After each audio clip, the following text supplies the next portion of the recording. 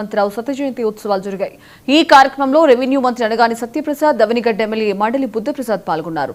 ప్రజల మనిషి అనగాని భగవంతరావు పుస్తకాన్ని మండలి బుద్ధప్రసాద్ తో కలిసి మంత్రి సత్యప్రసాద్ ఆవిష్కరించారు. ఈ పుస్తకాన్ని యువకులంతా చదివి భగవంతరావు జీవితాన్ని ఆచరించి నేటి సమాజానికి ఆదర్శంగా నిలవాలని మంత్రి అనగాని సత్యప్రసాద్ చెప్పారు. ఇక భగవంతరావు నీతి నిజాయితీతో అవినీతికి తావులేని రాజకీయాలు చేసిన మహనీయుడిగా కీర్తి గడించారని మంత్రి సత్యప్రసాద్ చెప్పారు.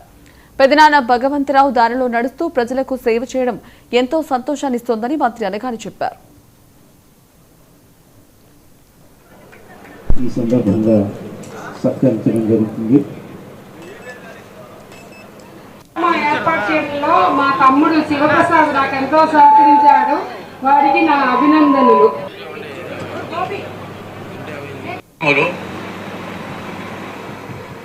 తర్వాత రెండో వారు నాగభూషణం, మూడో వారు సీతారత్నం, 4 అనగానే సాక్షిగా అందరి ముందు వేదిక మీద ఆశ్రయులైనటువంటి మా తాతలు, మా తండ్రులు, మా పెద్దనాళ్ళు, మా బాబాయిలు అందరూ కూడా తిరిగిన ప్రాంతం. ఇక్కడ మా పెద్దనాన్న గారు భగవంతరావు గారు లేని సేవ చేశారు. మరి అలాంటి ప్రాంతంలోనే నిజంగా నాకు సేవ చేయడం నాతో నిజంగా చాలా అదృష్టంగా భావిస్తా ఉన్నాను. ఎందుకంటే వ్యక్తిగత జీవితం కంటే కూడా ప్రజా జీవితం మేలైనటువంటి ఉత్తమమైనటువంటిది. వారి సమస్యలు తెలుసుకుని వాళ్ళతో మమేకమై వాళ్ళతో తిరిగి వారి సమస్యలు పరిష్కరిస్తే ఆ తృప్తి అది చాలా చెప్పలేనటువంటి ఆనందాన్ని ఇస్తుంది అని చెప్పేసి భావించే వాళ్ళం. కాబట్టి అట్లా ప్రజా క్షేత్రంలో ఉండి ప్రజా సేవ చేయాలని చెప్పే లక్ష్యంతో మేమందరం కూడా పనిచేస్తా ఉన్నాం. ఆ దిశగానే ఆ రోజుల్లో అనగాని భగవంతరావు గారి ప్రాంతంలో విద్యను పెంపొందించాలి.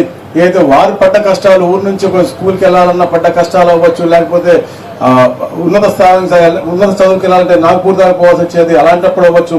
మిగతా అలాంటి ఎవరికి రాకూడదన్న లక్ష్యంతో ఈ ప్రాంతంలో ఈ కాలేజీలు రావటం, అలాగే బులియక్కట్ సార్ గారి సహాయంతో వారు చెక్కిన శిల్పిగా వారు తయారయ్యి వారి సహకారంతో కూడా వచ్చిన విద్యార్థులకు ఉండడానికి వసతులు కల్పించడం, హాస్టల్ కల్పించడం, ప్రైవేట్ గా కూడా ఇలాంటి చాలా మంచి కార్యక్రమాలు చేశారు. ముఖ్యంగా కనెక్టివిటీ ఉంటేనే ఇక్కడ అభివృద్ధి సాధ్యమవుతుందని అయితే వారు ఆ రోజు స్టార్ట్ చేశారో దాన్ని ఈ రోజు మనందరం కూడా కలిసి పూర్తి చేసుకుంటా ఉన్నాము అంటే మంచి పాజిటివ్ థింగ్. నేను ముఖ్యంగా చెప్పేది ఏంటంటే ఇప్పుడు ఎంతో మంది పుస్తకాలు చూస్తూ ఉంటాం. ఇప్పుడు పెద్దలు నాకు తెలిసి బుద్ధప్రసాద్ గారు అయితే ఒక 1000 పుస్తకాలు ఈ పాటికి ఓపెన్ చేసి ఉంటారు.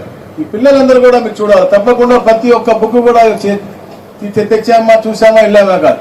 ప్రతి ఒక్క బుక్ కూడా చాలా ఆనిముత్యాలైనటువంటి విషయాలు ఉంటాయి. మా తాతలు, మా